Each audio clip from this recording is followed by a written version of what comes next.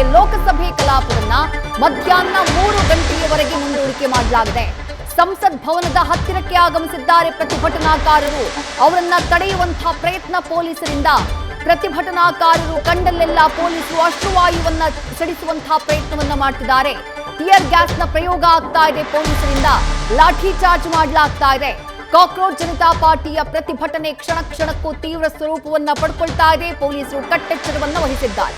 ಇದೆಲ್ಲದರ ಮಧ್ಯೆ ರಾಜ್ಯಸಭೆ ಹಾಗೆ ಲೋಕಸಭೆ ಕಲಾಪವನ್ನ ಮುಂದೂಡಿಕೆ ಮಾಡಲಾಗಿದೆ. ಲೋಕಸಭೆ ಕಲಾಪವನ್ನ ಮಧ್ಯಾಹ್ನ 3 ಗಂಟೆಯವರೆಗೆ ಮುಂದೂಡಿಕೆ ಮಾಡಲಾಗಿದ್ರೆ ರಾಜ್ಯಸಭೆ ಕಲಾಪವನ್ನ ನಾಳೆಯವರೆಗೆ ಮುಂದೂಡಿಕೆ ಮಾಡಲಾಗಿದೆ ಅನ್ನುವಂತಹ ಮಾಹಿತಿ ಲಭ್ಯವಾಗ್ತಾ ಇದೆ. ಲೋಕಸಭೆ ಕಲಾಪ ಬೆಳಗ್ಗೆ ಆರಂಭ ಆದಾಗಿನಿಂದ 3-4 ಬಾರಿ ಮುಂದೂಡಿಕೆಯಾಗ್ಬಿಡ್ತು. 2:15 ಆರಂಭ ಆಗಬೇಕಾಗಿತ್ತು, ಈಗ 3 ಗಂಟೆಗೆ ಅನ್ನುವಂಥ ಮಾಹಿತಿ ಸಿಗ್ತಾ ಇದೆ. ಒಂದು ಕಡೆ ಪ್ರತಿಭಟನಾಕಾರರು ಸಂಸತ್ ಭವನದ ಹೊರಭಾಗದಲ್ಲಿ ಪ್ರತಿಭಟನಾಕಾರರ ಹೋರಾಟ ತೀವ್ರ ಸ್ವರೂಪವನ್ನ ಪಡ್ಕೊಳ್ತಾ ಇದೆ. ಹೀಗಾಗಿ ಪೊಲೀಸರು ಹಾಗೆ ಭದ್ರತಾ ಪಡೆಯ ಸಂಖ್ಯೆಯನ್ನ ಹೆಚ್ಚಳ ಮಾಡುವಂತಹ ಕೆಲಸ ಸಂಸತ್ ಭವನದ ಸುತ್ತಮುತ್ತ ಕೇಂದ್ರ ಸರ್ಕಾರ ಮಾಡಿದೆ. ಹೆಚ್ಚಿನ ಸಂಖ್ಯೆಯಲ್ಲಿ ಪೊಲೀಸರ ನಿಯೋಜನೆಯಾಗಿದೆ. ಯಾವುದೇ ಅಹಿತಕರ ಘಟನೆಗಳು ನಡೆಯದೇ ಇರುವಂತಹ ರೀತಿಯಲ್ಲಿ ಕೇಂದ್ರ ಸರ್ಕಾರ ಕ್ರಮವನ್ನ ಕೈಗೊಳ್ಳೋಕೆ ಮುಂದಾಗಿದೆ.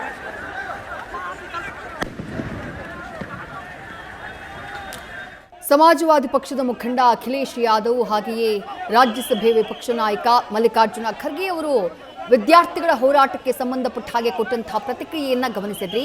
ವಿದ್ಯಾರ್ಥಿಗಳ ಹೋರಾಟವನ್ನ ಹತ್ತಿಕ್ಕುವಂತಹ ಕೆಲಸ ಆಗ್ತಾ ಇದೆ. ಆ ವಿದ್ಯಾರ್ಥಿಗಳ ಮೇಲೆ ಲಾಠಿ ಚಾರ್ಜ್ ಅನ್ನು ಮಾಡಲಾಗ್ತಾ ಇದೆ. ವಿದ್ಯಾರ್ಥಿಗಳ ಮೇಲೆ ಅಶ್ರುವಾಯುವನ್ನ ಸಿಡಿಸಲಾಗ್ತಾ ಇದೆ. ಇದು ಎಷ್ಟರ ಮಟ್ಟಿಗೆ ಸರಿ? ವಿದ್ಯಾರ್ಥಿಗಳು ಕೊಡ್ತಾ ಇರುವಂತಹ ಅಥವಾ ವಿದ್ಯಾರ್ಥಿಗಳು ಕೇಳ್ತಾ ಇರುವಂತಹ ಬೇಡಿಕೆ ಏನಿದೆ ಅದಕ್ಕೆ ಸಂಬಂಧಪಟ್ಟ ಹಾಗೆ ಕೇಂದ್ರ ಸರ್ಕಾರ ಗಮನ ಹರಿಸುವಂತಹ ಕೆಲಸವನ್ನ ಮಾಡಬೇಕಾಗಿತ್ತು. ಒಬ್ಬ ಮಂತ್ರಿಯ ವಿರುದ್ಧ ಆರೋಪ ಕೇಳಿ ಬಂದಂತಹ ಟೈಮ್ನಲ್ಲಿ ಆತನನ್ನ ಎಷ್ಟು ದಿನಗಳ ಕಾಲ ಇಟ್ಕೊಳ್ತೀರಿ ನೀವು? ವಿದ್ಯಾರ್ಥಿಗಳು ಹೋರಾಟವನ್ನ ಆರಂಭ ಮಾಡಿ ಬಹಳ ದಿನಗಳಾಗೋಯ್ತು. ಅಟ್ಲೀಸ್ಟ್ ಬ್ರಿಟಿಷರು ಇದ್ದಂತಹ ಟೈಮ್ನಲ್ಲೂ ಕೂಡ ಅವರು ಈ ರೀತಿ ನಡ್ಕೊಂಡಿರ್ಲಿಕ್ಕಿಲ್ಲ. ಅವರು ವಿದ್ಯಾರ್ಥಿಗಳ ಮಾತನ್ನ ಅಥವಾ ಪ್ರತಿಭಟನಾಕಾರರ ಮಾತನ್ನ ಆಲಿಸುವಂತಹ ಕೆಲಸ ಮಾಡಿದ್ರು. ಆದ್ರೆ ಈ ಸರ್ಕಾರದಲ್ಲಿ ಅದು ಕೂಡ ಆಗ್ತಾ ಇಲ್ಲ ಅಂತ ಹೇಳಿ ಆಕ್ರೋಶವನ್ನ ವ್ಯಕ್ತಪಡಿಸಿದ್ದಾರೆ ಮಲ್ಲಿಕಾರ್ಜುನ ಖರ್ಗೆ ಹಾಗೆ ಅಖಿಲೇಶ್ ಯಾದವ್. ಕಲಾಪದ ನಂತರ ಅವರಿಬ್ಬರು ಮಾತನಾಡಿದ್ದನ್ನ ಗಮನಿಸಿದ್ರಿ. ಸದ್ಯ ಹೋರಾಟ ತೀವ್ರ ಸ್ವರೂಪವನ್ನ ಪಡ್ಕೊಳ್ತಾ ಇದೆ. ವಿದ್ಯಾರ್ಥಿಗಳನ್ನ ತಡೆಯೋದಕ್ಕೆ ದೊಡ್ಡ ದೊಡ್ಡ ಗಾತ್ರದ ಬ್ಯಾರಿಕೇಡ್ಗಳನ್ನ ಅಡ್ಡಲಾಗಿ ಹಾಕಲಾಗ್ತಾ ಇದೆ. ಕರ್ತವ್ಯ ಪಥದಲ್ಲಿ ಬ್ಯಾರಿಕೇಡ್ಗಳನ್ನ ಹಾಕಿ ವಿದ್ಯಾರ್ಥಿಗಳನ್ನ ತಡೆಯುವಂತಹ ಪ್ರಯತ್ನವನ್ನ ಪೊಲೀಸರು ಮಾಡ್ತಿದ್ದಾರೆ. ಮತ್ತಷ್ಟು ಡೀಟೇಲ್ಸ್ ನಮ್ಮ ಪ್ರತಿನಿಧಿ ಚಂದ್ರಮೋಹನ್ ನೀಡ್ತಾ ಹೋಗ್ತಾರೆ. ಚಂದ್ರಮೋಹನ್, ಕ್ಷಣ ಕ್ಷಣಕ್ಕೂ ಸಮೀಪಿಸ್ತಾ ಇದ್ದಾರೆ ಹೋರಾಟಗಾರರು ಸಂಸತ್ ಭವನವನ್ನ. ಪೊಲೀಸರ ಪ್ರಯತ್ನಗಳು ವಿಫಲವಾಗ್ತಾ ಇವೆ. ಅಶ್ರುವಾಯು, ಲಾಠಿ ಚಾರ್ಜ್ ಎಲ್ಲವೂ ನಡೀತಾ ಇದೆ. ಸದ್ಯದ ಸಿಚುವೇಶನ್ ಏನು, ಏನಾಗಬಹುದು, ಏನ್ ತಯಾರಿಯನ್ನ ಪೊಲೀಸರು ಮಾಡ್ಕೊಂಡಿದ್ದಾರೆ ಅಂತ ಹೇಳಿ? ಕಾಕ್ರೋಚ್ ಜನತಾ ಪಾರ್ಟಿಯ ನಾಯಕರುಗಳು ಹೇಳೋ ಪ್ರಕಾರ ಕಾಕ್ರೋಚ್ ಜನತಾ ಪಾರ್ಟಿಯ ಸ್ಥಾಪಕ ಮುಖ್ಯಸ್ಥರಾಗಿರ್ತಕ್ಕಂಥ ಅಭಿಜಿತ್ ದೀಪ್ಕೆಯನ್ನು ಕೂಡ ಪೊಲೀಸರು ವಶಕ್ಕೆ ಪಡೆದಿದ್ದಾರೆ ಅಂತ ಹೇಳಿ ಮಾಹಿತಿಯನ್ನ ನೀಡಿದ್ದಾರೆ. ಜೊತೆಗೆ ಕಾಕ್ರೋಚ್ ಜನತಾ ಪಾರ್ಟಿಯ ಕಾರ್ಯಕರ್ತರು ಕೂಡ ಪಾರ್ಲಿಮೆಂಟ್ ನ ಹತ್ತಿರದವರೆಗೂ ಕೂಡ ತಲುಪಿದ್ದಾರೆ. ಅವರನ್ನ ಪಾರ್ಲಿಮೆಂಟ್ ನ ತಲುಪಲಿಕ್ಕೆ ಬಿಟ್ಟಿಲ್ಲ. ಪೊಲೀಸರು ಅಲ್ಲಿ ಬ್ಯಾರಿಕೇಡ್ ವಶಕ್ಕೆ ಪಡೆಯುವಂತ ಕೆಲಸವನ್ನ ಮಾಡ್ತಾ ಇದ್ದಾರೆ ಮತ್ತು ಲಾಠಿ ಚಾರ್ಜ್ ಅನ್ನು ಮಾಡಿ ಚದುರಿಸುವಂತ ಕೆಲಸವನ್ನು ಕೂಡ ಮಾಡ್ತಾ ಇದ್ದಾರೆ. ಸಂಸತ್ ಮಾರ್ಗ್ ನಲ್ಲಿ ಬ್ಯಾರಿಕೇಡ್ ಗಳನ್ನ ಹಾಕಲಾಗಿದೆ. ಸಂಸತ್ ಮಾರ್ಗ್ ಅನ್ನ ದಾಟ್ಕೊಂಡು ಪಾರ್ಲಿಮೆಂಟ್ ಅನ್ನ ತಲುಪಲಿಕ್ಕೆ ಅವಕಾಶವನ್ನು ಮೂಲಕವೇ ಪಾರ್ಲಿಮೆಂಟ್ ಅನ್ನ ತಲುಪಬೇಕಾಗಿದೆ. ಜಂತರ್ ಮಂತರ್ನಿಂದ ಬರುವಂತಹ ವಿದ್ಯಾರ್ಥಿಗಳು, ಯುವ ಜನತೆ ಎಲ್ಲರೂ ಕೂಡ. ಆದ್ರೆ ಅಲ್ಲೇನೆ ದೊಡ್ಡದಾಗಿ ಬ್ಯಾರಿಕೇಡ್ ಅನ್ನ ಹಾಕಲಾಗಿದೆ. ಅಲ್ಲಿಂದ ಮುಂದೆ ಹೋಗ್ಲಿಕ್ಕೆ ಕಾಕ್ರೋಚ್ ಜನತಾ ಪಾರ್ಟಿಯ ಕಾರ್ಯಕರ್ತರಿಗೆ ಬಿಡ್ತಾ ಇಲ್ಲ. ಹೀಗಾಗಿ ಸಂಸತ್ ಮಾರ್ಗ್ ನಲ್ಲಿ ಈ ಕಾಕ್ರೋಚ್ ಜನತಾ ಪಾರ್ಟಿಯ ಕಾರ್ಯಕರ್ತರು ಎಲ್ಲರೂ ಕೂಡ ಹೆಚ್ಚಿನ ಸಂಖ್ಯೆಯಲ್ಲಿ, ಸಾವಿರಾರು ಸಂಖ್ಯೆಯಲ್ಲಿ ಜಮಾಯಿಸಿದ್ದಾರೆ.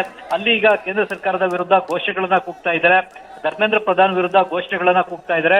ಧರ್ಮೇಂದ್ರ ಪ್ರಧಾನ್ ತಮ್ಮ ಸಚಿವ ಸ್ಥಾನಕ್ಕೆ ರಾಜೀನಾಮೆ ಕೊಡಬೇಕು ಅಂತೇಳಿ ಆಗ್ರಹಿಸ್ತಾ ಇದ್ದಾರೆ. ಈ ಒಂದು ಈಗ ಕಾರ್ಯಕರ್ತರೆಲ್ಲರೂ ಕೂಡ ಹೆಚ್ಚಿನ ಸಂಖ್ಯೆಯಲ್ಲಿ ಈಗ ಸಂಸತ್ ಭವನದ ಮಾರ್ಗ್ ನಲ್ಲಿ ತಲುಪಿರೋದ್ರಿಂದಾಗಿ ಅಲ್ಲಿಗೆ ಹೆಚ್ಚಿನ ಸಂಖ್ಯೆಯಲ್ಲಿ ಪೊಲೀಸರನ್ನು ಕೂಡ ಕರೆಸ್ಕೊಳ್ಳಲಾಗ್ತಾ ಇದೆ. ಹೆಚ್ಚುವರಿ ಪೊಲೀಸ್ ಪಡೆಗಳನ್ನು ಕೂಡ ಈಗ ಕರೆಸ್ಕೊಳ್ಳಿಕ್ಕೆ ದೆಹಲಿ ಪೊಲೀಸ್ ಇಲಾಖೆ ಈಗ ತೀರ್ಮಾನವನ್ನ ತೆಗೆದುಕೊಂಡಿದೆ.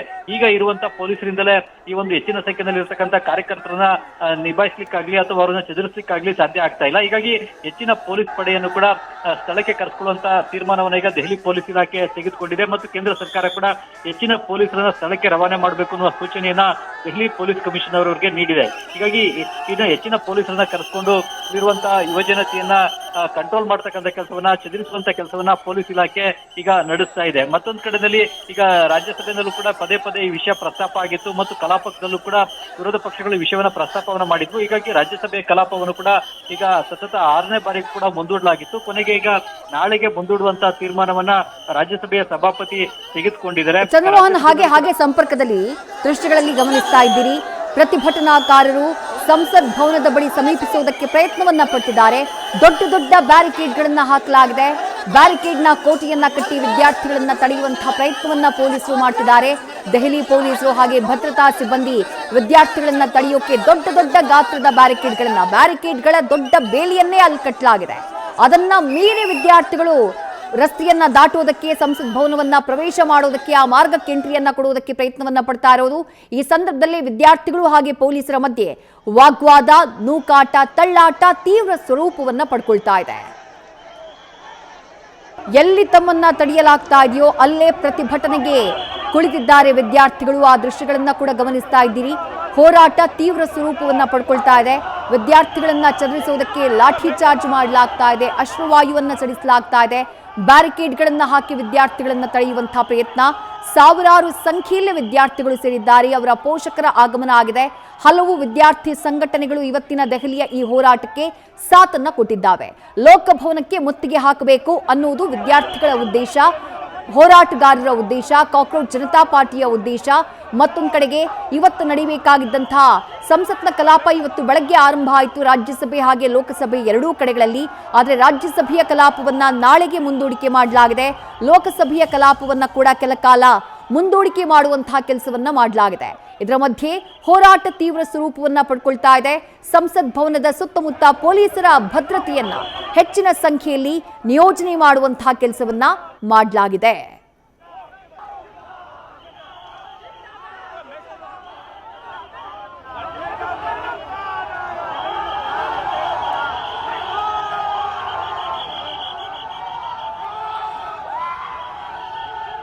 ಡೀಟೇಲ್ಸ್ ನಮ್ಮ ಪ್ರತಿನಿಧಿ ಚಂದ್ರಮೋಹನ್ ನೀಡ್ತಾ ಇದ್ರು. ಚಂದ್ರಮೋಹನ್, ವಿದ್ಯಾರ್ಥಿಗಳ ಹೋರಾಟ ತೀವ್ರ ಸ್ವರೂಪವನ್ನ ಪಡ್ಕೊಳ್ತಾ ಇದೆ.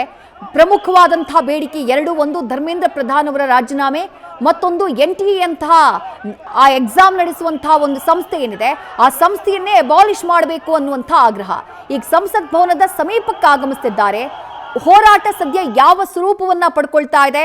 ವಿದ್ಯಾರ್ಥಿಗಳನ್ನ ತಡೆಯೋದಕ್ಕೆ ಏನಾದರೂ ಕಠಿಣ ಕ್ರಮಗಳನ್ನ ತೆಗೆದುಕೊಳ್ಳಬಹುದಾ ಕೇಂದ್ರ ಸರ್ಕಾರ?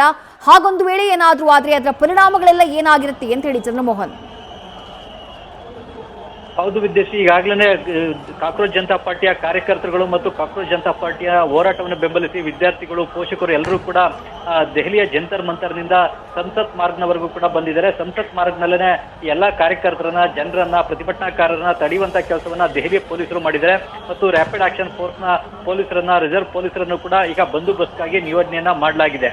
ಆದ್ರೂ ಕೂಡ ಈ ಒಂದು ಲಾಠಿ ಚಾರ್ಜು, ಅಶ್ರುವಾಯು ಪ್ರಯೋಗದ ವೇಳೆಯಲ್ಲಿ ಪೊಲೀಸರು ಕೂಡ ಗಾಯಗೊಂಡಿದ್ದಾರೆ, ವಿದ್ಯಾರ್ಥಿಗಳು ಕೂಡ ಗಾಯಗೊಂಡಿದ್ದಾರೆ. ಈಗ ಸಂಸತ್ ಮಾರ್ಗ್ನಲ್ಲಿ ದೊಡ್ಡ ದೊಡ್ಡ ಬ್ಯಾರಿಕೇಡ್ಗಳನ್ನ ಹಾಕಿ ಸಂಸತ್ ಮಾರ್ಗನ್ನ ದಾಟ್ಕೊಂಡು ಸಂಸತ್ ಭವನದ ಬಳಿಗೆ ಹೋಗದಂತೆ ತಡೆಯುವಂತ ಕೆಲಸವನ್ನು ಕೂಡ ಮಾಡಲಾಗ್ತಾ ಇದೆ. ಕೆಲವು ಕಾರ್ಯಕರ್ತರುಗಳು ಗಾಯಗೊಂಡಿದ್ದಾರೆ, ಅವರನ್ನು ಈಗ ಆಸ್ಪತ್ರೆಗೆ ಕಳಿಸ್ತಕ್ಕಂಥ ಕೆಲಸವನ್ನು ಕೂಡ ಕಾಕ್ರೋಚ್ ಜನತಾ ಪಾರ್ಟಿಯ ಕಾರ್ಯಕರ್ತರೇ ಮಾಡ್ತಾ ಇದ್ದಾರೆ. ಯಾಕೆಂತಂದ್ರೆ ಪೊಲೀಸರು ತೀವ್ರವಾಗಿ ಲಾಠಿ ಚಾರ್ಜ್ ಅನ್ನ ನಡೆಸಿದ್ದಾರೆ. ಇದರಿಂದಾಗಿ ಕಾರ್ಯಕರ್ತರ ತಲೆಗೆ ಏಟು ಬಿದ್ದಿದೆ. ಹೀಗಾಗಿ ರಕ್ತ ಸುರಿಸುವಂತ ಸ್ಥಿತಿನಲ್ಲಿ ಕೆಲವು ಕಾಕ್ರೋಚ್ ಜನತಾ ಪಾರ್ಟಿಯ ಕಾರ್ಯಕರ್ತರುಗಳು, ಬೆಂಬಲಿಗರು ಕೂಡ ಇದ್ದಾರೆ. ಈಗ ಮುಖ್ಯವಾಗಿ ಪಾರ್ಲಿಮೆಂಟ್ ನಲ್ಲೂ ಕೂಡ ಪದೇ ಪದೇ ಈ ಒಂದು ನೀಟ್ ನ ಪ್ರಶ್ನೆ ಪತ್ರಿಕೆ ಸೋರಿಕೆ ಮತ್ತು ಪರೀಕ್ಷಾ ಅಕ್ರಮಗಳು, ಧರ್ಮೇಂದ್ರ ಪ್ರಧಾನ್ ರಾಜೀನಾಮೆ ವಿಷಯವನ್ನೇ ವಿರೋಧ ಪಕ್ಷಗಳು ಕೂಡ ಪ್ರಸ್ತಾಪವನ್ನ ಮಾಡಿವೆ.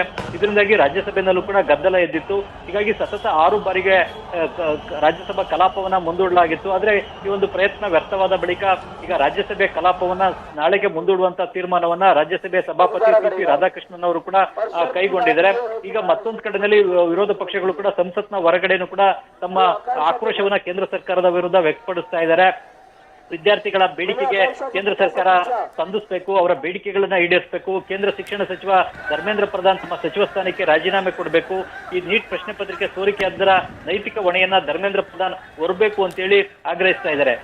ಒಂದ್ ಬಾರಿ ಅಲ್ಲ, ಪದೇ ಪದೇ ನಮ್ಮ ದೇಶದಲ್ಲಿ ನೀಟ್ ಪ್ರಶ್ನೆ ಪತ್ರಿಕೆ ಸೋರಿಕೆ ಆಗ್ತಾ ಇದೆ. ಮೆಡಿಕಲ್ಲು, ಡೆಂಟಲ್ ನಂತಹ ಕೋರ್ಸ್ಗಳನ್ನು ಓದುವಂತಹ ಆಕಾಂಕ್ಷೆ ಹೊಂದಿರತಕ್ಕಂಥ ವಿದ್ಯಾರ್ಥಿಗಳ ಕನಸು ಭಗ್ನ ಆಗ್ತಾ ಇದೆ. ವಿದ್ಯಾರ್ಥಿಗಳು ಒಂದೇ ವರ್ಷದಲ್ಲಿ 2 ಬಾರಿ 1 ತಿಂಗಳ ಅಂತರದಲ್ಲೇ ನೀಟ್ ಪರೀಕ್ಷೆಯನ್ನ ಬರೀಬೇಕಾದಂತಹ ಪರಿಸ್ಥಿತಿ ಬಂದಿತ್ತು. ಇದರಿಂದಾಗಿನೇ ಮಾನಸಿಕ ಒತ್ತಡಕ್ಕೊಳಗಾಗಿ ದೇಶದಲ್ಲಿ ಈಗಾಗಲೇ 8 ಮಂದಿ ವಿದ್ಯಾರ್ಥಿಗಳು ಕೂಡ ಆತ್ಮಹತ್ಯೆಯನ್ನ ಮಾಡ್ಕೊಂಡಿದ್ದಾರೆ. ಈ ಆತ್ಮಹತ್ಯೆಗೆ ನೇರವಾಗಿ ಕೇಂದ್ರ ಸರ್ಕಾರವೇ ಹೊಣೆ, ಕೇಂದ್ರದ ಶಿಕ್ಷಣ ಇಲಾಖೆ ಹೊಣೆ. ಹೀಗಾಗಿ ಇದರ ಹೊಣೆಯನ್ನು ಹೊತ್ತು ಶಿಕ್ಷಣ ಸಚಿವ ಧರ್ಮೇಂದ್ರ ಪ್ರಧಾನ್ ತಮ್ಮ ಸಚಿವ ಸ್ಥಾನಕ್ಕೆ ರಾಜೀನಾಮೆ ನೀಡಬೇಕು ಅಂತೇಳಿ ರಾಜ್ಯಸಭೆಯ ವಿರೋಧ ಪಕ್ಷದ ನಾಯಕ ಮಲ್ಲಿಕಾರ್ಜುನ್ ಖರ್ಗೆ ಅವರು ಕೂಡ ಆಗ್ರಹಿಸ್ತಾ ಇದ್ದಾರೆ. ಮತ್ತು ವಿದ್ಯಾರ್ಥಿಗಳ ಮೇಲೆ ಈ ಲಾಠಿ ಚಾರ್ಜ್ ನಡೆದಿರೋದನ್ನು ಕೂಡ ಕಾಂಗ್ರೆಸ್ ಪಕ್ಷ ತೀವ್ರವಾಗಿ ಖಂಡಿಸ್ತಾ ಇದೆ. ರಾಜ್ಯಸಭೆ ಮತ್ತು ಲೋಕಸಭೆಯಲ್ಲೂ ಕೂಡ ಈ ಲಾಠಿ ಚಾರ್ಜ್ ಅನ್ನ ಕಾಂಗ್ರೆಸ್ ಪಕ್ಷ ಖಂಡಿಸಿದೆ. ಶಾಂತಿಯುತವಾಗಿ ವಿದ್ಯಾರ್ಥಿಗಳು ಪ್ರತಿಭಟನೆಯನ್ನು ನಡೆಸ್ತಾ ಇದ್ರು, ಶಾಂತಿಯುತವಾಗಿ ಮೆರವಣಿಗೆ ಮೂಲಕ ಪಾರ್ಲಿಮೆಂಟ್ಗೆ ಮುತ್ತಿಗೆಯನ್ನು ಹಾಕ್ತಾ ಇದ್ರು. ಅಂತವ್ರ ಮೇಲೆ ಈಗ ಲಾಠಿ ಚಾರ್ಜ್ ಅನ್ನ ನಡೆಸಿರ್ತಕ್ಕಂಥದ್ದು ಸರಿಯಲ್ಲ. ಈ ಕೇಂದ್ರ ಸರ್ಕಾರ ಪೊಲೀಸ್ ಬಲವನ್ನ ಬಳಸಿಕೊಂಡು ವಿದ್ಯಾರ್ಥಿಗಳ ಹೋರಾಟವನ್ನ ಹತ್ತಿಕ್ಕಲಿಕ್ಕೆ ಮುಂದಾಗಿದೆ ಅಂತ ಹೇಳಿ ಕಾಂಗ್ರೆಸ್ ತನ್ನ ಆಕ್ರೋಶವನ್ನು ಕೂಡ ವ್ಯಕ್ತಪಡಿಸ್ತಾ ಇದೆ. ಈಗ ಹೆಚ್ಚಿನ ಸಂಖ್ಯೆಯಲ್ಲಿ ಪೊಲೀಸರನ್ನ ಸ್ಥಳಕ್ಕೆ ಕರೆಸಿಕೊಂಡು ಪರಿಸ್ಥಿತಿಯನ್ನ ನಿಯಂತ್ರಿಸತಕ್ಕಂಥ ಕೆಲಸವನ್ನು ಕೂಡ ಈಗ ಕೇಂದ್ರ ಸರ್ಕಾರ ಮತ್ತು ದೆಹಲಿ ಪೊಲೀಸ್ ಇಲಾಖೆ ಈಗ ಮಾಡ್ಲಿಕ್ಕೆ ಮುಂದಾಗಿದೆ. ವಿದ್ಯಾಶ್ರೀ, ಚಂದ್ರಮೋಹನ್, ವಿದ್ಯಾರ್ಥಿ ಹೋರಾಟ ಅನ್ನೋದು ಒಂದು ರೀತಿ ಕಾಡ್ಗಿಚ್ಚಿನ ರೀತಿ ಹಬ್ಬಿಬಿಡುತ್ತೆ ಅನ್ನೋದಕ್ಕೆ ಇತ್ತೀಚೆಗೆ ಅಕ್ಕಪಕ್ಕ ದೇಶಗಳಲ್ಲಾದಂತಹ ಘಟನೆಗಳೇ ಬಹುಶಃ ಉದಾಹರಣೆ ಅಂತ ಅನ್ಸುತ್ತೆ. ಈಗ ದೆಹಲಿನಲ್ಲೂ ಅದೇ ರೀತಿಯಾಗಿ ಸದ್ಯ ಕಿಚ್ಚು ಕಾಣಿಸಿಕೊಳ್ತಾ ಇದೆ. ಸಾಕಷ್ಟು ಸಂಖ್ಯೆಯಲ್ಲಿ ಈಗ ಜೂನ್ 20ನೇ ತಾರೀಕು ಹೋರಾಟ ಆರಂಭ ಆದಂತಹ ದಿನ ನೆನಪಿದೆ. ಜಂತರ್ ಮಂತರ್ನಲ್ಲಿ ಅಂಥ ದೊಡ್ಡ ಸಂಖ್ಯೆಯಲ್ಲಿ ವಿದ್ಯಾರ್ಥಿಗಳು ಇರಲಿಲ್ಲ. ಆದರೆ ಇವತ್ತು ಸಂಸತ್ಗೆ ಮುತ್ತಿಗೆ ಅನ್ನುವಂತಹ ಕಾರಣಕ್ಕಾಗಿ ಬೇರೆ ಬೇರೆ ಭಾಗಗಳಿಂದ ನೂರಾರು ಸಂಖ್ಯೆಯಲ್ಲಿ, ಸಾವಿರಾರು ಸಂಖ್ಯೆಯಲ್ಲಿ ವಿದ್ಯಾರ್ಥಿಗಳ ಆಗಮನ ಆಗಿದೆ. ಕೇಂದ್ರ ಸರ್ಕಾರದ ಮುಂದೆ ಆಯ್ಕೆಗಳು ಏನಿದ್ದಾವೆ ಅಂತ ಹೇಳಿ ಸದ್ಯಕ್ಕೇನೋ ಅಶ್ರುವಾಯು, ಲಘು ಲಾಠಿ ಪ್ರಹಾರ, ವಿದ್ಯಾರ್ಥಿಗಳ ಬಂಧನ, ಇದೇನೋ ಕ್ರಮಗಳನ್ನ ಕೇಂದ್ರ ಸರ್ಕಾರ ತೆಗೆದುಕೊಳ್ತಾ ಇದೆ. ಬಟ್ ಆಯ್ಕೆಗಳು ಏನಿದೆ ಇದನ್ನ ತಡೆಯೋದಕ್ಕೆ, ಈ ಹೋರಾಟವನ್ನ ಸರಿಪಡಿಸೋದಕ್ಕೆ ಅಂತ ಹೇಳಿ ವಿದೇಶಿಗ ಕೇಂದ್ರ ಸರ್ಕಾರ ಮಾಡ್ಬೇಕಾಗಿರೋದೇನು ಅಂತಂದ್ರೆ, ಮತ್ತು ಕೇಂದ್ರ ಸರ್ಕಾರದ ಮುಂದಿರ್ತಕ್ಕಂಥ ಆಯ್ಕೆಗಳೇನು ಅಂದ್ರೆ, ಮೊದಲನೇದಾಗಿ ಕಾಕ್ರೋಚ್ ಜನತಾ ಪಾರ್ಟಿಯ ನಾಯಕರುಗಳನ್ನ ಮಾತುಕತೆಗೆ ಆಹ್ವಾನಿಸಬೇಕು ಮತ್ತು ಅವರ ಬೇಡಿಕೆಗಳು ಏನು ಅನ್ನೋದನ್ನ ತಿಳ್ಕೊಳ್ಬೇಕು. ಮತ್ತು ಅವರ ಬೇಡಿಕೆಗಳಲ್ಲಿ ಯಾವ್ಯಾವ ಬೇಡಿಕೆಗಳನ್ನ ಈಡೇರಿಸಲಿಕ್ಕೆ ಸಾಧ್ಯ ಇದೆ ಅನ್ನೋದ್ರ ಬಗ್ಗೆ ಪರಿಶೀಲನೆ ನಡೆಸಿ ಅವರಿಗೆ ನಿಮ್ಮ ಬೇಡಿಕೆಗಳ ಪೈಕಿ ಯಾವ್ಯಾವ ಬೇಡಿಕೆಗಳನ್ನ ಈಡೇರಿಸ್ತೀವಿ ಅನ್ನೋದನ್ನ ತಿಳಿಸ್ಬೇಕಾಗುತ್ತೆ. ಅವರ ಬೇಡಿಕೆಗಳನ್ನ ಈಡೇರಿಸಿದ್ರೆ ಕಾಕ್ರೋಚ್ ಜನತಾ ಪಾರ್ಟಿಯ ನಾಯಕರುಗಳು ಕೂಡ ತಮ್ಮ ಪ್ರತಿಭಟನೆಯನ್ನ ಹಿಂತೆಗೆದುಕೊಳ್ಬಹುದು. ಮೊದಲನೇದಾಗಿ ಅವರ ಬೇಡಿಕೆಗಳಿರೋದೇ ಕೇಂದ್ರ ಶಿಕ್ಷಣ ಸಚಿವ ಧರ್ಮೇಂದ್ರ ಪ್ರಧಾನ್ ಅವರ ರಾಜೀನಾಮೆಯನ್ನ ಪಡಿಬೇಕು ಅಂತೇಳಿ. ಈ ಒಂದು ಬೇಡಿಕೆನ ಈಡೇರಿಸಲಿಕ್ಕೆ ಸಾಧ್ಯವೇ ಇಲ್ವೇ ಅನ್ನೋದನ್ನ ತಿಳಿಸ್ಬೇಕಾಗುತ್ತೆ. ಒಂದ್ ವೇಳೆ ಆ ಬೇಡಿಕೆ ಈಡೇರಿಸಲಿಕ್ಕೆ ಸಾಧ್ಯ ಇಲ್ಲ ಅಂದ್ರೆ ಕಾಕ್ರೋಚ್ ಜನತಾ ಪಾರ್ಟಿ ಇನ್ನೂ ಕೆಲ ಬೇಡಿಕೆಗಳನ್ನ ಇಟ್ಟಿದೆ. ಆ ಬೇಡಿಕೆಗಳ ಪೈಕಿ ಯಾವ್ಯಾವ ಬೇಡಿಕೆಗಳನ್ನ ಈಡೇರಿಸಲಿಕ್ಕಾಗುತ್ತೆ ಏನು ಅನ್ನೋದ್ರ ಬಗ್ಗೆ ಕೇಂದ್ರ ಸರ್ಕಾರ ಈಗ ಮಾತುಕತೆ ನಡೆಸಿ ತನ್ನ ನಿಲುವನ್ನ ಸ್ಪಷ್ಟಪಡಿಸಬೇಕಾಗುತ್ತೆ. ಆದ್ರೆ ಆ ರೀತಿಯಾದಂತಹ ತನ್ನ ನಿಲುವನ್ನ ಸ್ಪಷ್ಟಪಡಿಸತಕ್ಕಂಥ ಕೆಲಸವನ್ನ ಕಳೆದ 20 ದಿನಗಳಿಂದ 1 ತಿಂಗಳಿಂದ ಕೇಂದ್ರ ಸರ್ಕಾರ ಮಾಡ್ಲಿಕ್ಕೆ ಹೋಗಿಲ್ಲ. ಸಂಪೂರ್ಣವಾಗಿ ಈ ಕಾಕ್ರೋಚ್ ಜನತಾ ಪಾರ್ಟಿಯ ಹೋರಾಟದ ಬಗ್ಗೆ ಸಂಪೂರ್ಣವಾದಂತಹ ಮೌನವನ್ನೇ ವಹಿಸಿದೆ. ಈಗ ಪಾರ್ಲಿಮೆಂಟ್ ಅಧಿವೇಶನ ಆರಂಭ ಆಗಿದೆ. ಈಗಲಾದ್ರೂ ಕೂಡ ಕೇಂದ್ರ ಸರ್ಕಾರ ತನ್ನ ಮೌನವನ್ನ ಮುರಿದು ತನ್ನ ನಿಲುವು ಏನು ಅನ್ನೋದನ್ನ ಸ್ಪಷ್ಟಪಡಿಸಬೇಕಾಗುತ್ತೆ. ಕೇಂದ್ರ ಗೃಹ ಸಚಿವ ಅಮಿತ್ ಶಾ ಅವರಾಗ್ಬೋದು ಅಥವಾ ರಾಜ್ಯಸಭೆಯ ನಾಯಕರಾಗಿರುವಂತಹ JP ನಡ್ಡಾ ಅವರಾಗ್ಬೋದು ತಮ್ಮ ಕೇಂದ್ರ ಸರ್ಕಾರದ ನಿಲುವು ಏನು ಅನ್ನೋದನ್ನ ಸ್ಪಷ್ಟಪಡಿಸತಕ್ಕಂಥ ಕೆಲಸವನ್ನ ಮಾಡಬೇಕಾಗುತ್ತೆ. ಮತ್ತು ಈಗ ನಮ್ಮ ನೆರೆಹೊರೆಯ ದೇಶಗಳಲ್ಲೂ ಕೂಡ ಇದೇ ರೀತಿಯಾಗಿ ಯುವಜನತೆ ರೊಚ್ಚಿಗೆದ್ದು ಪ್ರತಿಭಟನೆಗಳನ್ನು ನಡೆಸಿ ಆ ಪ್ರತಿಭಟನೆಗಳ ಹಿಂಸಾತ್ಮಕ ಸ್ವರೂಪಕ್ಕೆ ತಿರುಗಿ ಸರ್ಕಾರಗಳೇ ಪತನ ಆದಂತದ್ದನ್ನು ಕೂಡ ನಾವು ನೋಡಿದ್ದೇವೆ. ಬಾಂಗ್ಲಾದೇಶ, ನೇಪಾಳದಂತಹ ದೇಶಗಳಲ್ಲಿ, ಜೊತೆಗೆ ಶ್ರೀಲಂಕಾ ದೇಶದಲ್ಲೂ ಕೂಡ ದೇಶದ ಯುವಜನತೆಯೇ ಹೋರಾಟವನ್ನು ನಡೆಸಿ ಸರ್ಕಾರಗಳ ಪತನಕ್ಕೂ ಕೂಡ ಕಾರಣ ಆಗಿದ್ದಾರೆ. ಹಾಗಾಗಿ ನಮ್ಮ ದೇಶದಲ್ಲಿ ಆ ರೀತಿಯಾದಂತಹ ಹಿಂಸಾತ್ಮಕ ಹೋರಾಟ, ಪ್ರತಿಭಟನೆಗಳು ನಡೆಯುವಂತದ್ದಾಗ್ಬೋದು ಅಥವಾ ಸರ್ಕಾರಗಳೇ ಪತನ ಆಗ್ತಕ್ಕಂಥ ಪರಿಸ್ಥಿತಿ ಬರಬಾರ್ದು ಅನ್ನೋದಾದ್ರೆ ಕೇಂದ್ರ ಸರ್ಕಾರ ಈ ಯುವಜನತೆಯ ಬೇಡಿಕೆಗಳು ಏನು ಅನ್ನೋದನ್ನ ಚರ್ಚೆ ನಡೆಸಿ ತಿಳ್ಕೊಂಡು ಅವುಗಳಿಗೆ ಸ್ಪಂದಿಸ್ತಕ್ಕಂಥ ಕೆಲಸವನ್ನ ಮಾಡ್ಬೇಕಾಗುತ್ತೆ. ಒಂದ್ ವೇಳೆ ಸ್ಪಂದಿಸ್ಲಿಕ್ಕೆ ಆಗಿಲ್ಲ ಅಥವಾ ಬೇಡಿಕೆಗಳನ್ನ ಈಡೇರಿಸಲಿಕ್ಕೆ ಆಗಿಲ್ಲ ಅನ್ನೋದಾದ್ರೆ ಯಾವ ಕಾರಣಕ್ಕಾಗಿ ಬೇಡಿಕೆಗಳನ್ನ ಈಡೇರಿಸಲಿಕ್ಕೆ ಆಗೋದಿಲ್ಲ ಅಥವಾ ದೇಶದ ಶಿಕ್ಷಣ ವ್ಯವಸ್ಥೆಯ ಲೋಪದೋಷಗಳನ್ನ ಸರಿಪಡಿಸಲಿಕ್ಕೆ ಏನ್ ಕ್ರಮ ಕೈಗೊಳ್ತೇವೆ ಅನ್ನೋದನ್ನ ಕೂಡ ಸ್ಪಷ್ಟಪಡಿಸಿ ಹೇಳ್ಬೇಕಾಗುತ್ತೆ. ವಿದ್ಯಾಶ್ರೀ, ಥ್ಯಾಂಕ್ ಯು ಚಂದ್ರಮೋಹನ್ ತಮ್ಮೆಲ್ಲ ಡೀಟೇಲ್ಸ್ಗೆ. ಮತ್ತೊಂದು ಕಡೆ ಪ್ರತಿಭಟನೆ ತೀವ್ರ ಸ್ವರೂಪವನ್ನ ಪಡ್ಕೊಳ್ತಾ ಇದ್ದ ಹಾಗೆ ಯಾರು ನೇತಾರರಿದ್ದಾರೋ ಅವರನ್ನ ವಶಕ್ಕೆ ಪಡೆಯುವಂತಹ ಕೆಲಸ ಆಗ್ತಾ ಇದೆ. JP ನಡ್ಡಾ ಅವರ ಜೊತೆ 10 ನಿಮಿಷಗಳ ಕಾಲ ಮಾತುಕತೆ ನಡೆಯಿತು. JP ನಡ್ಡಾ ನಮಗೆ ಭರವಸೆಯನ್ನ ಕೊಟ್ಟಿದ್ದಾರೆ ಅಂತ ಹೇಳಿ ಪ್ರದರ್ಶನಕಾರರು ಅಂದ್ರೆ ಹೋರಾಟಗಾರರ ಮುಖಂಡ ಗೌರವ್ ದಾಸ್ ಹೇಳಿಕೆಯನ್ನ ಕೊಟ್ಟಿದ್ದಾರೆ. ಮತ್ತೊಂದು ಕಡೆ ಅಭಿಜಿತ್ ದೀಪ್ಗೆ ಕಾಕ್ರೋಚ್ ಜನತಾ ಪಾರ್ಟಿಯ ಮುಖ್ಯಸ್ಥ ಆತನನ್ನ ವಶಕ್ಕೆ ಪಡೆಯಲಾಗಿದೆ ಅನ್ನುವಂಥ ಅಪ್ಡೇಟ್ ಕೂಡ ಲಭ್ಯವಾಗ್ತಾ ಇದೆ. JP ನಡ್ಡಾ ಅವರ ಜೊತೆಗೆ 10 ನಿಮಿಷಗಳ ಕಾಲ ನಮಗೆ ಮಾತುಕತೆ ನಡೆಸೋದಕ್ಕೆ ಅವಕಾಶ ಸಿಕ್ತು. ಸೌರವ್ ದಾಸ್ ಯಾರು ಅಂದ್ರೆ ಈ CJPಯ ಹೋರಾಟದಲ್ಲಿ ಮುಖ್ಯ ಪಾತ್ರವನ್ನ ವಹಿಸಿದ್ದಂಥ ನಾಯಕರಲ್ಲಿ ಆತ ಕೂಡ ಒಬ್ಬ. ಇನ್ನು ಅಭಿಜಿತ್ ದೀಪ್ಕಿಯನ್ನ ವಶಕ್ಕೆ ಪಡೆಯಲಾಗಿದೆ ಅನ್ನುವಂಥ ಮಾಹಿತಿ ಸಿಗ್ತಾ ಇದೆ. ಕಾಕ್ರೋಚ್ ಜನತಾ ಪಾರ್ಟಿಯ ಮುಖ್ಯಸ್ಥ ಈತನ ನೇತೃತ್ವದಲ್ಲಿ ಜಂತರ್ ಮಂತರ್ನಲ್ಲಿ ಹೋರಾಟ ಆರಂಭ ಆಗಿದ್ದು ಆತನನ್ನ ವಶಕ್ಕೆ ಪಡೆಯಲಾಗಿದೆ ಅನ್ನುವಂಥ ಮಾಹಿತಿ ಸದ್ಯಕ್ಕೆ ಲಭ್ಯವಾಗ್ತಾ ಇದೆ.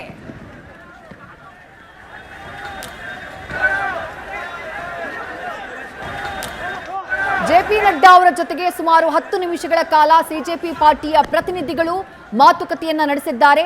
ಕೆಲ ಪ್ರತಿನಿಧಿಗಳ ಜೊತೆ ಜೆಪಿ ನಡ್ಡಾ, ಕೇಂದ್ರ ಸಚಿವ ಜೆಪಿ ನಡ್ಡಾ ಮಾತುಕತೆಯನ್ನ ನಡೆಸಿದ್ರು. ಸೌರವ್ ದಾಸ್ ಆ ವಿದ್ಯಾರ್ಥಿ ನಾಯಕರ ಗುಂಪಿನಲ್ಲಿದ್ದಂತಹ ನಾಯಕ, ಆತ ಪ್ರತಿಕ್ರಿಯೆಯನ್ನ ಕೊಟ್ಟಿದ್ದಾರೆ. 10 ನಿಮಿಷಗಳ ಕಾಲ ಜೆಪಿ ನಡ್ಡಾ ಅವರು ನಮ್ಮ ಜೊತೆ ಮಾತನಾಡಿದ್ರು, ನಮಗೆ ಆಶ್ವಾಸನೆಯನ್ನ ಕೊಟ್ಟಿದ್ದಾರೆ ಅನ್ನುವಂಥ ಮಾತನ್ನ ಸೌರವ್ ದಾಸ್ ಹೇಳಿದ್ದಾರೆ.